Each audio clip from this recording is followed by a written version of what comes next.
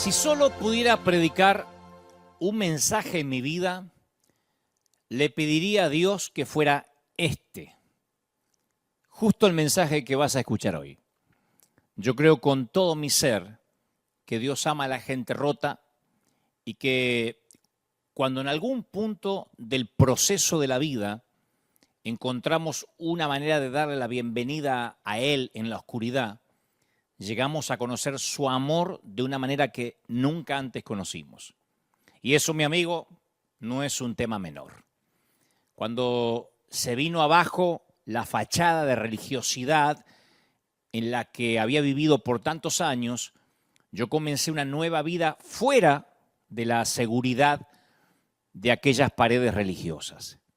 Y al principio ni siquiera se sentía seguro, pero confieso que se sentía rico, ¿no? Se sentía auténtico. Por eso digo que me considero un legalista en recuperación. Y desde la última recaída que tuve en el legalismo, y me refiero a la última vez que condené a alguien por su falta de higiene espiritual, ya llevo 8 años, 7 meses, 2 semanas, 4 días y 13 horas limpio de fariseísmo. Y cuento los días como los ex adictos. Y estos últimos años me veo a mí mismo cojeando detrás del Señor, sin saber a veces dónde Él va, pero con la certeza de que a donde quiera que Él vaya, yo iré con Él. Y hasta hoy en día sigo completamente convencido de algo inalterable y fundamental, que el Señor me ama. Las palabras esas que canté de niño hoy se sienten más reales que nunca. Aquella canción que decía, Cristo me ama, Cristo me ama. Creo que más que nunca puedo decir, sí, el Señor me ama. Y yo he visto esa misma convicción en la vida de muchas otras personas rotas que he conocido a través de los años. Y te digo que no cambiaría por nada la relación más profunda que yo he encontrado con Dios. Creo que la gente rota tampoco la cambiaría, ¿no? Gracias al dolor de estar rotos, tuvieron una conexión con el Señor que antes no tenían. A veces me gustaría decirte que en mi vida antes todo estaba mal y que ahora está todo bien, pero yo no puedo decir eso, no todavía. Yo digo que tal vez no pueda hacerlo de este lado del cielo. Vivo días, y lo confieso públicamente, porque así es, vivo días en los que el camino por delante se ve despejado, siento que son días soleados, me siento sobrecogido por el amor de Dios, por su misericordia, pero también, como todo el mundo, tengo días grises, días complicados, ¿no? Y entonces hay como una sensación recurrente que me persigue, una suerte de sueño que me ha acosado desde la niñez. Me suelo ver a mí mismo en aquella cuna llorando, mi madre no puede alzarme debido a que está muy débil por el cáncer, mi papá está tan borracho que ni siquiera me escucha, como se dice en Argentina, duerme la mona, y yo soy apenas un niñito, tengo hambre, no solo de leche, sino tengo hambre también del abrazo de mis padres que no voy a tener por mucho tiempo. Pero continúo solo en aquella cuna, junto a la pared. Y entonces por las rendijas de aquel recuerdo, veo como que intenta colarse otra vez esa sensación de soledad, ¿no? Las viejas heridas, desafortunadamente, traen consigo profundos recuerdos. Y cuando me despierto de ese sueño recurrente, yo le doy gracias a Dios, porque aunque no estoy reparado de manera total, sí me siento muy amado. Realmente está bien no estar bien. Yo lo dije una vez y hasta tengo un sermón así, un mensaje así que lo pueden buscar en nuestro sitio oficial. Está bien que no estés bien. Muchos de nosotros aceptaríamos con mucho gusto este desafío, este reto, si tan solo pudiéramos creer que somos realmente amados, aunque no nos sentimos bien del todo, ¿no? Así que en el inicio de este mensaje, mi oración por ti, al comenzar juntos, es que entiendas que Dios te ama. Como digo siempre, ¿cómo te ama el Señor? Y que Él se ha comprometido en llevarte a casa de manera segura. Y porque te ama, te habla, nos habla semana tras semana. Siempre yo he sentido un rechazo hacia las personas que usan máscaras. No siento rechazo por los disfraces siempre y cuando pueda ver su rostro, pero en lo particular, hoy como es un día de confesiones, confieso que un rostro cubierto me provoca escozor. Todavía no puedo acostumbrarme a entrar a un banco, a subir un avión o ir al mercado y estar rodeado de gente enmascarada por esta nueva normalidad, ¿no? Porque uno no sabe si quien te está atendiendo está sonriendo, está disgustado. Algunos hasta, de hecho, están literalmente envueltos como musulmanes fundamentalistas. Entonces están tan envueltos que uno ni siquiera les mira la cara. Hace apenas unos años comencé a entender el por qué no me gustan las máscaras. Y creo que tiene origen con esto que te contaba recién. Tiene origen en el rostro de mi padre, cuando lo miré a sus ojos diciéndome que yo era el culpable de la enfermedad de mi mamá. Yo vi en ese momento un total extraño. No pude ver a mi padre en aquel hombre que hablaba borracho, antes de que conociéramos al Señor, claro, ¿no? Y a los ojos de un niño de 5 años, era como si mi padre llevara puesta una horrible máscara de Halloween, de Noche de Brujas. Mi papá se había ido y un monstruo había tomado su lugar. Pero, ¿sabés lo irónico de esto? Que aunque las máscaras no me gustan, por muchos años yo mismo usé una. Mucho antes, insisto, de esta pandemia o de esta nueva normalidad de que todo el mundo tiene que usar un tapabocas. Hoy puedo decir que me llevo muy bien conmigo, que me caigo bien, y te confieso que a mi humilde criterio soy uno de los tipos más auténticos de todos los que yo haya conocido. Me llevo bien con Dante. Les causa gracia a la gente cuando yo digo, yo me llevo bien con Dante. Pero yo me refiero a que aprendí a amarme. Por eso puedo hablar de estas cosas. Puedo hablar de mi niñez, puedo hablar de mis quebrantos, porque aprendí a aceptarme tal como soy, sin máscaras, sin tener que fingir, no necesito dar lástima. Pero en mis años de adolescente nunca me gustó lo que yo veía en el espejo. Entonces, traté de esconder mis complejos de todas las maneras posibles. Nunca funcionó, pero seguí tratando. Los que escuchan mis mensajes desde hace años conocen todas las historias. Yo no estaba contento con mi peso, porque siempre fui peso lástima. Entonces trataba de verme más gordo de alguna manera, trataba de tomar vitaminas, de comer de todo y no podía engordar. Y aún así me seguían llamando el muerto, el esqueleto, killing. Cuando el problema se encuentra en lo más profundo del sótano de tu alma, no existe ninguna fachada que te pueda ayudar. Y creo que todos, de una manera u otra, usamos alguna máscara en algún momento de la vida. A veces gran parte de la vida, ¿no? Creo que es nuestra torpe manera de encajar, de pertenecer. Y mientras más rotos nos sentimos en el interior, más nos inclinamos a ocultar nuestro quebranto a los demás, de los demás, para que no se rían de nosotros, para que no nos rechacen.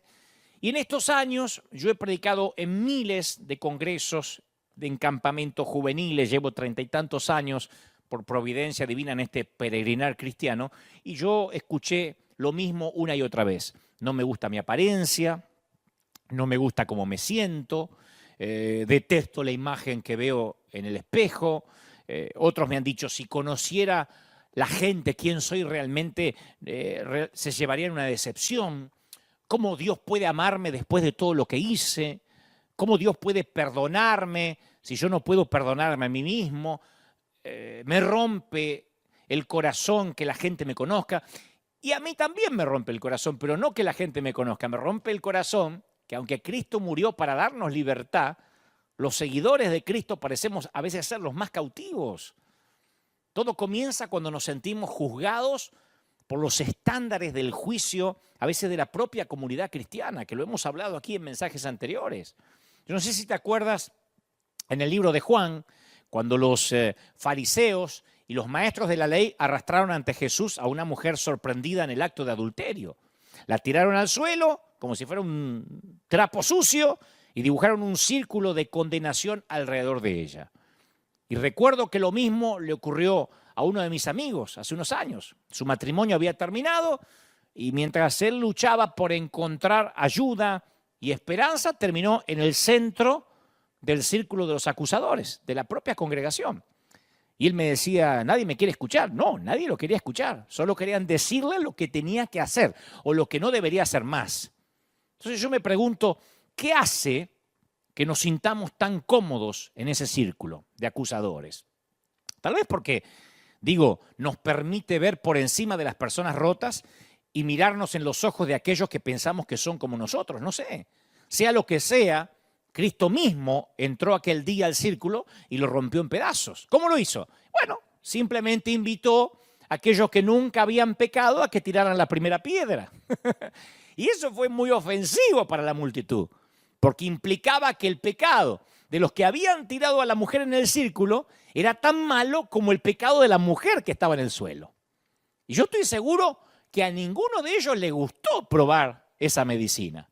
Así que fueron soltando las piedras una por una y se fueron sin hacer mucho ruido, con la cola entre las patas. Y a mí me parece muy triste que nadie se acercara y se sentara al lado de esa mujer. Esa hubiese sido una buena conclusión, que alguien más se sentara al lado de esa mujer. Yo creo que nadie realmente entendió la verdad que Cristo proclamaba. Todos estamos rotos y hemos metido la pata, cada uno de manera distinta. Y también pasaron por alto otro detalle, que Él a las personas rotas las ama profunda y entrañablemente. Poco antes de que comenzara esta pandemia, yo prediqué un mensaje titulado El vestidor de Dios y recordaba cuando Juan describe la resurrección de Lázaro. Dice, y el que había muerto salió, atadas las manos y los pies con vendas y el rostro envuelto en un sudario. Y Jesús dijo, desátenlo, desatadle y dejadle ir. Está en Juan 11:44. Desatadle y dejadle ir. O sea, Lázaro fue levantado de la muerte, pero estaba solamente a mitad de camino a la libertad de su hogar. Y esa es una palabra para los que estuvieron en el fuego y todavía huelen a humo. Yo me acuerdo que cuando la prediqué, y ahora lo estoy haciendo otra vez en parte, insisto con lo mismo. Esta es una palabra para los que vivieron en un chiquero y todavía huelen a puerco. Para los que llegan en pedazos y aún no pueden armarse. Para los que llegaron a nuestras iglesias heridos y llevan años y aún no sanan del todo. Vos me estás diciendo, hay gente en nuestras iglesias que a pesar de ser cristianos no están sanados del todo. ¡Claro! Esta es una palabra para los que son salvos, pero todavía están en un largo proceso de cambio. Es que nunca nos dijeron que algunos tardaríamos en cambiar o que algunos tardaríamos en sanar. Nosotros pensábamos que todo se terminaba y empezaba en el bautismo, en ese maravilloso símbolo, sí.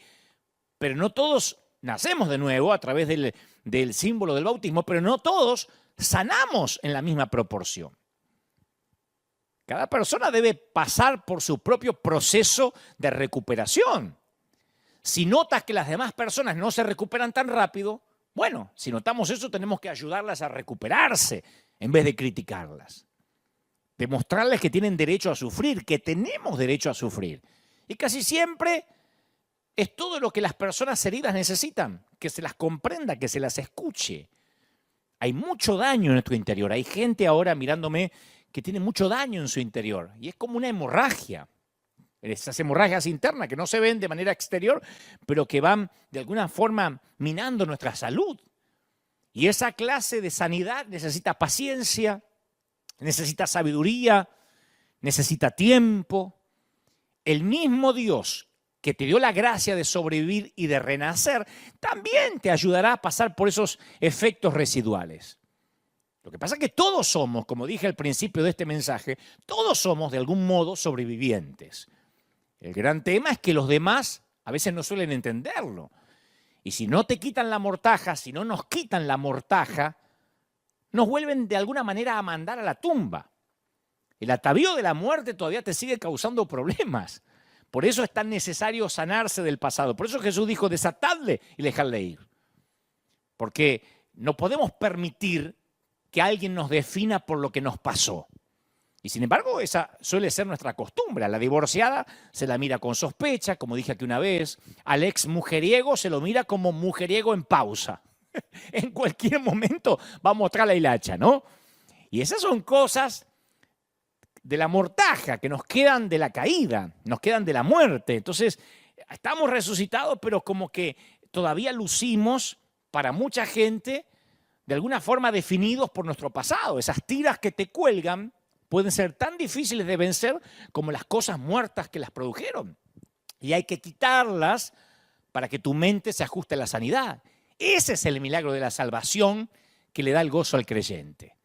El cambio del corazón reanima, revive al que estaba muerto. Pero la renovación de la mente, como dijimos el domingo pasado, en Deja Pensar a mi Pueblo, la renovación de la mente es quitarse la mortaja y salir de la tumba.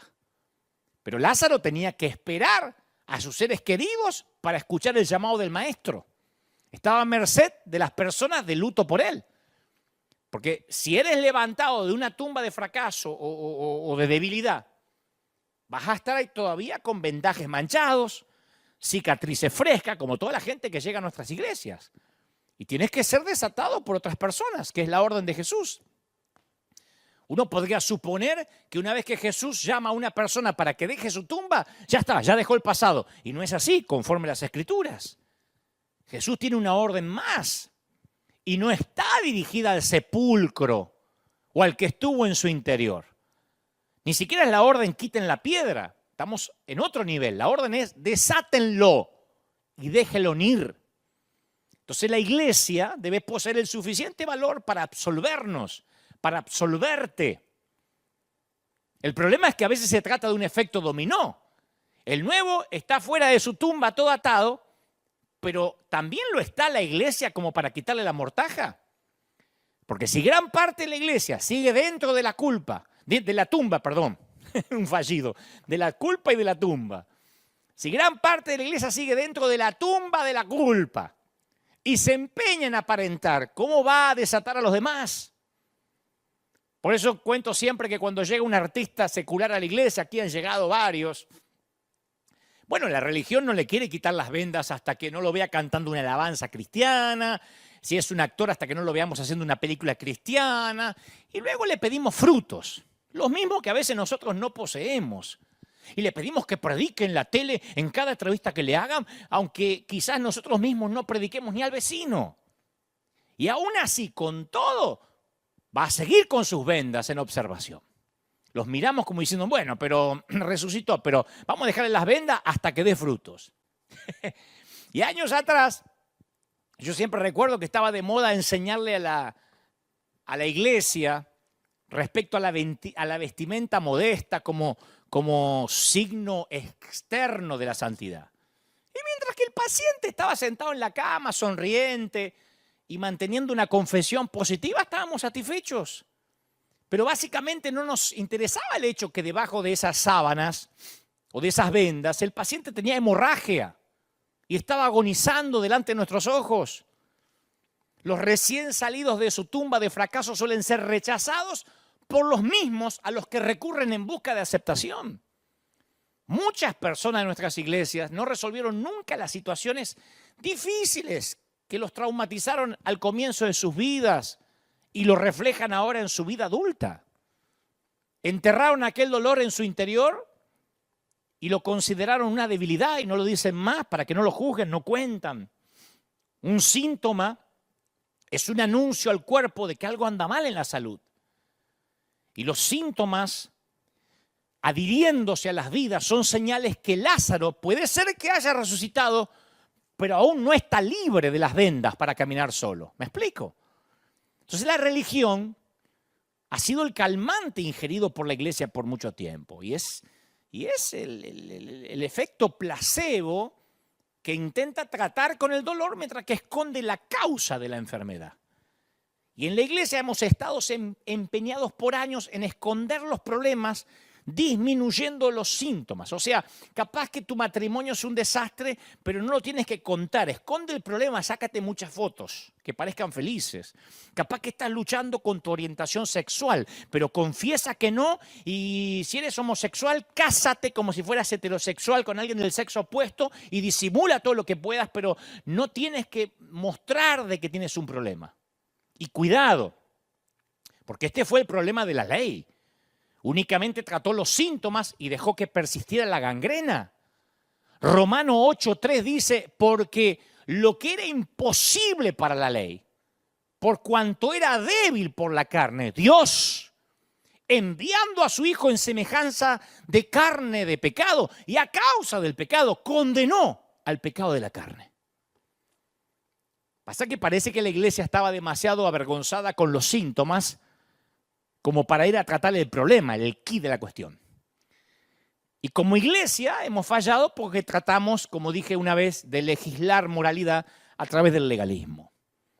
Entonces tenemos que enfrentarnos con la realidad y mucha de nuestra gente está atada. Hay mucha gente que está envuelta en mortajas que apestan. Están atadas a problemas, a traumas. No hablo solo de pecado, hablo de traumas, de cicatrices. Cuando Jesús quiso levantar a Lázaro, su hermana protestó y le dijo a Jesús, Señor, hiede ya, tiene mal olor. Y yo te voy a decir algo, es simple.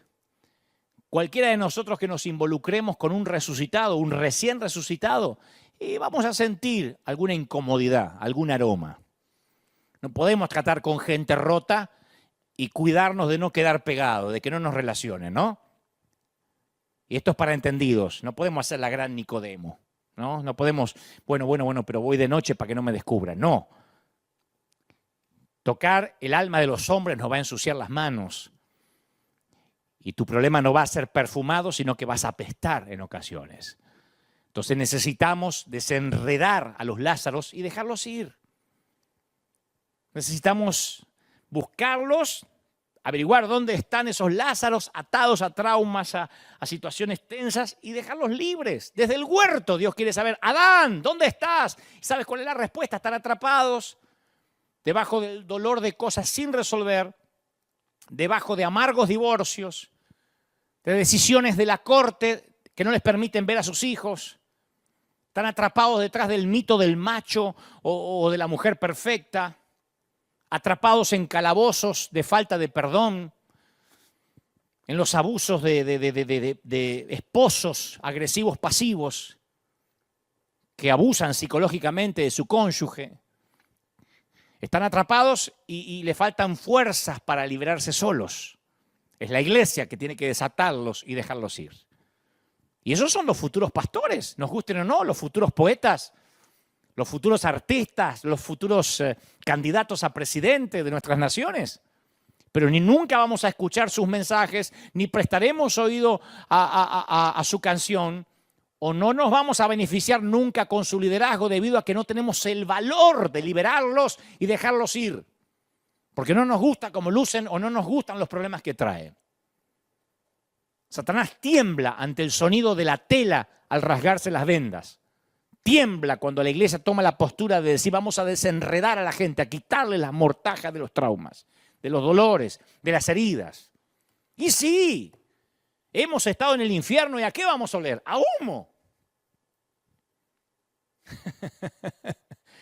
El cambio del corazón resucita al muerto, pero la renovación de la mente es quitarse esa mortaja. Yo no sé si fuiste alguna vez víctima del tipo de juicio que describe Juan 8 respecto a la mujer adúltera. Ese círculo que te hablaba recién. Ese juicio tiene la intención de mantenerte escondido en la tumba porque tus acusadores te dejaron en claro que ese es tu lugar. A lo mejor resucitaste, está bien, pero quédate a vivir en la tumba. Y si te atreves a salir, ellos te están esperando con piedras afiladas. Y si estás en esta situación, permitime que te haga una sugerencia de parte del Señor que me envía. Tienes que abrir la puerta de la tumba lo suficiente como para admitir esta verdad. Tal como estás justo ahora, con todas tus luchas, con todos tus secretos, con todas esas máscaras que te esconden del mundo, Dios te ama apasionadamente. Por eso empecé mi mensaje comentando mis heridas, comentando de otra vez que soy un hombre roto, un legalista en recuperación y por sobre todas las cosas que siento que Dios me ama. Él conoce tus cosas. Él ve tu dolor detrás de esa máscara. y te invita a que te acerques a Él tal como estás.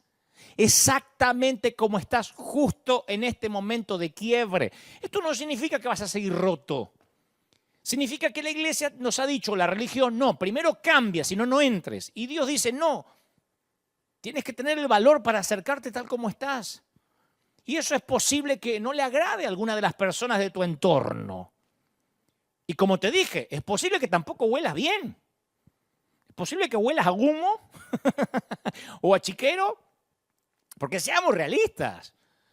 Te has estado escondiendo en esa tumba húmeda por mucho tiempo, mucho tiempo. Y resucitaste hace años cuando conociste al Señor, pero el tema es que no cambiaste el domicilio. Y sigues viviendo en esa tumba porque a pesar de que el Señor te resucitó, la iglesia no quiso quitarte las vendas. Tu mortaja te recuerda que esta es tu jurisdicción. Nosotros vemos el asunto de escondernos en la tumba como algo muy natural, o por lo menos bastante natural, sin embargo no lo es. Las Escrituras describen en Génesis que con el viento de la tarde, Génesis 3:8, con el viento de la tarde el hombre y su esposa oyeron que Dios iba y venía por el jardín. Así que corrieron a esconderse entre los árboles. ¿Se acuerdan? En ese momento, ya en ese momento, el inicio de la humanidad, Adán y Eva hicieron algo que ningún otro ser humano había hecho antes. Se escondieron. Ellos nunca habían escuchado la palabra esconderse. Esa palabra no formaba parte de su vocabulario. Porque esconderse significaba engaño, el pretender que no eran lo que realmente eran. Y no había máscaras en la humanidad, ¿eh? Hasta ese momento. Ahí nació The Mask. Pero ellos tampoco conocían las palabras engaño, o simular, o pretender, o fingir. Todo lo que habían conocido durante su existencia era la alegría de estar vivos, de ser amados, de ser valorados, valorados por su Creador y valorados mutuamente. ¿Puedes imaginar cómo debió sentirse dar un paseo con Dios a la tarde, día tras día? Porque dice que Dios paseaba con ellos. Yo digo, ¿qué se habrá sentido? Tal vez, no sé, año tras año, no tenemos manera de saberlo cuánto tiempo fue. Pero de repente la perfecta primavera termina y llega el crudo invierno y todo se acaba.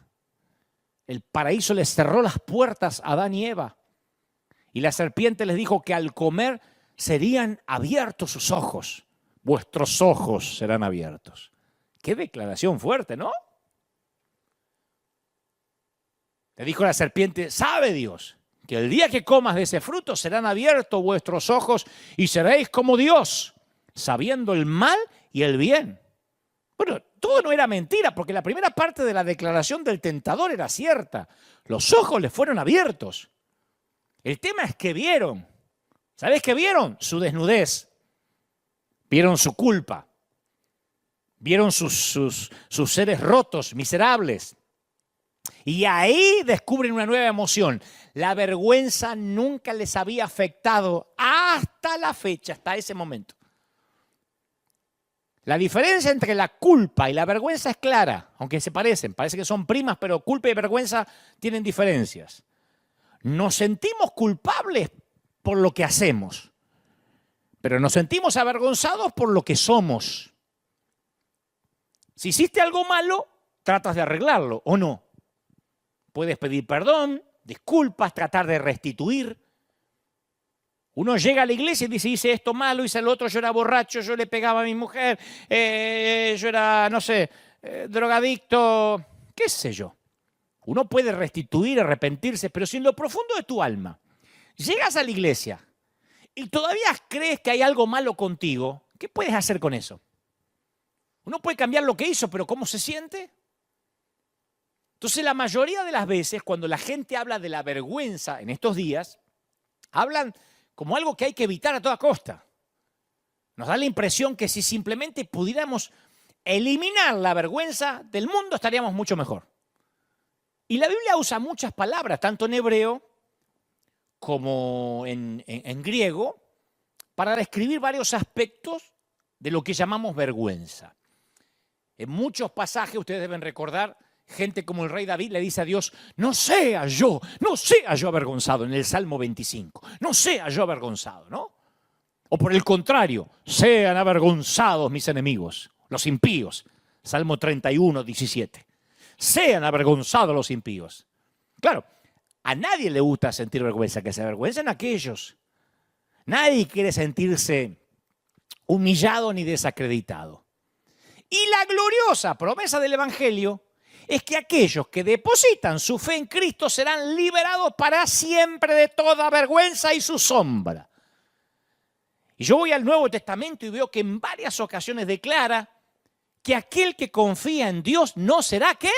Avergonzado. Así que cuando en el cielo algún día nos paremos delante de Dios, nunca más vamos a sentir vergüenza. Si somos muy flacos, si somos muy gordos, si te cuelga la papada, si tenés trasero, si te falta, si sacaste la cola del abuelo, no se terminó la vergüenza. Pero claro, todavía no llegamos allá a casa. En este planeta caído, aparentemente algo de vergüenza todavía tiene propósito. Escucha. Antes de que Adán y Eva desobedecieran a Dios en el huerto del Edén, la vergüenza no tenía lugar en sus corazones. ¿Estamos de acuerdo? Convengamos que ahí la vergüenza era un sentimiento nuevo, una emoción nueva que vino por el pecado, ¿no?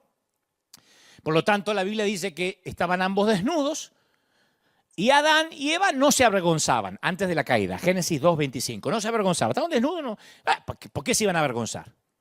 Disfrutaban de una relación perfecta, libre, sin manchas para con Dios y entre ellos. No tenían secretos, no tenían password en ninguna parte, no había nada que esconder, no había celos, nada que lamentar. Una vez que desobedecieron a Dios, la vergüenza encontró las condiciones perfectas para crecer dentro de sus corazones, igual que los yuyos o la maleza, se dice, la maleza en un jardín descuidado. Y hemos estado tratando de erradicar esa maleza desde entonces hasta hoy. Así que convengamos que la vergüenza es mala, ¿correcto? Está bien. Pero tal vez no del todo. Ese es mi punto. Porque yo me encuentro, la Biblia hay que leerla completa, no podemos sacar la parte que más nos conviene y editarla, ¿no? Entonces yo voy a las Escrituras y encuentro versículos como, por ejemplo, en el Salmo 83, 16, donde Asaf le hace a Dios una petición sorprendente con respecto a unas personas a las que él consideraba sus enemigos. Él dice, llénalos de vergüenza, escribió. Y a mí me parece lógico. Uno siempre quiere que el enemigo pase vergüenza. Ya vas a pasar vergüenza. Pero después agrega algo que a mí me desconcierta. Dice, para que te reconozcan como Dios. ¿Eh? Yo no me esperaba algo así. ¿Cómo vergüenza para que te reconozcan como Dios? Parece que en un mundo herido por desobediencia, la vergüenza o cierta vergüenza juega un papel en los propósitos redentores de Dios. Lo que trato de decir es que el Señor se propone usar la vergüenza para acercarnos a Él, donde podemos vivir realmente cerca de Él, libres de la vergüenza. ¿Tiene sentido? Te voy a dar otro ejemplo porque alguien puede decir, bueno, pero eso era en el Antiguo Testamento, que a veces estos guerreros oraban cualquier cosa. Bueno, vamos al apóstol Pablo, el apóstol de la gracia. O había una de las iglesias que le estaba dando mucho trabajo, la congregación era la de Corinto, que parecía descarriarse. La congregación de Corinto parecía que tenía muchos problemas, ya fuera en conducta o en doctrina. Así que Pablo, voy a la iglesia de Corinto, a las cartas, a los corintios, y escribe en la primera carta a Corinto con la esperanza de regresarlos al camino correcto, como hace cualquier pastor o apóstol, ¿no? Y en el primer capítulo de esta carta él escribe, lo necio del mundo escogió Dios. Ya algunos saben de lo que sigue. Por lo menos los que conocen de Biblia. Lo necio del mundo escogió Dios. ¿Para qué? Para avergonzar a los sabios. Y lo débil del mundo escogió Dios. ¿Para qué? Para avergonzar a lo fuerte. Primera de Corintios 1:27. Y nota quién escoge avergonzar aquí. Es Dios mismo. Dios mismo usa personas para avergonzar.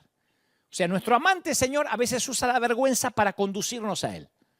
Pero Pablo, un poco más adelante en su carta, dice, 1 Corintios 4:14, no escribo esto para avergonzarlos, sino para amonestarlos como hijos amados, como a hijos amados.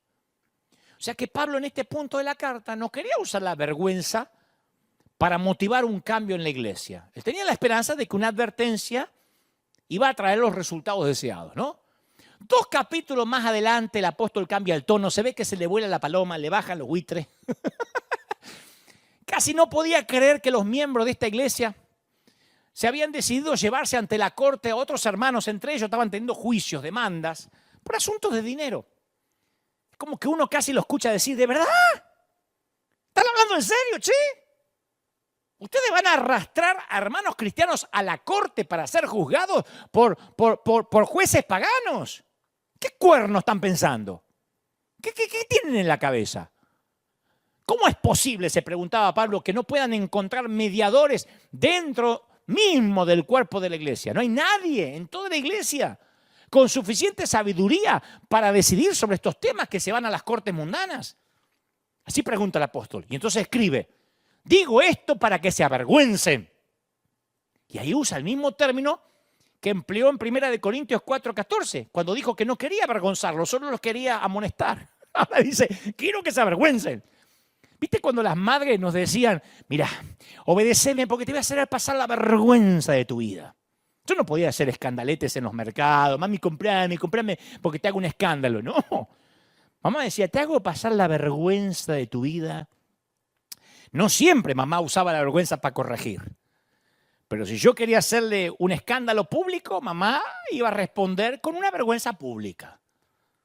Así que aquí tenemos a Pablo escribiendo bajo la inspiración del Espíritu Santo, quien deliberadamente usa la vergüenza como una llamada de alerta para algunos de los creyentes que no estaban pensando con mucha lucidez. No le subía mucha agua al tanque, no, como dicen algunos, no le subía el arroz.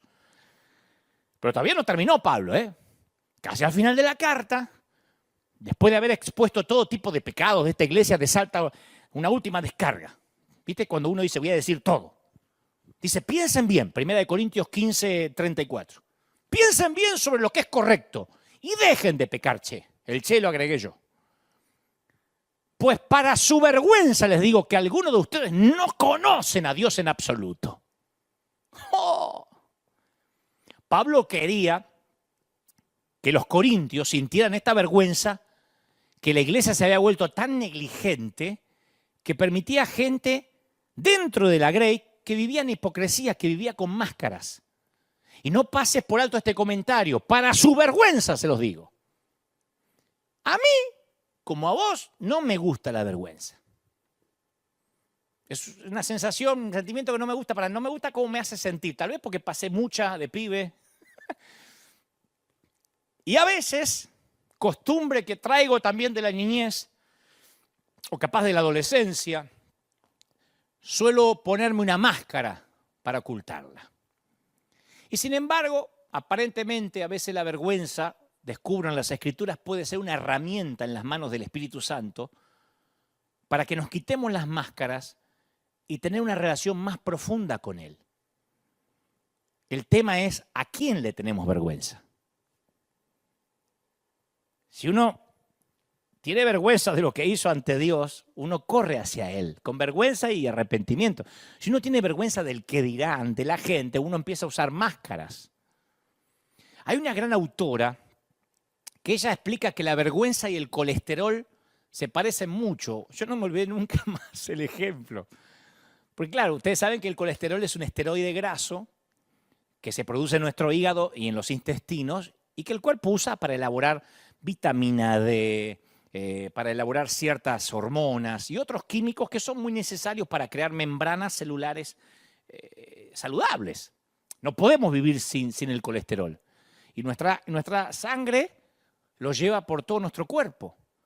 Pero no obstante, los doctores dicen que tenemos un colesterol bueno y un colesterol malo. No estoy inventando nada nuevo, todo el mundo lo sabe, creo, ¿no?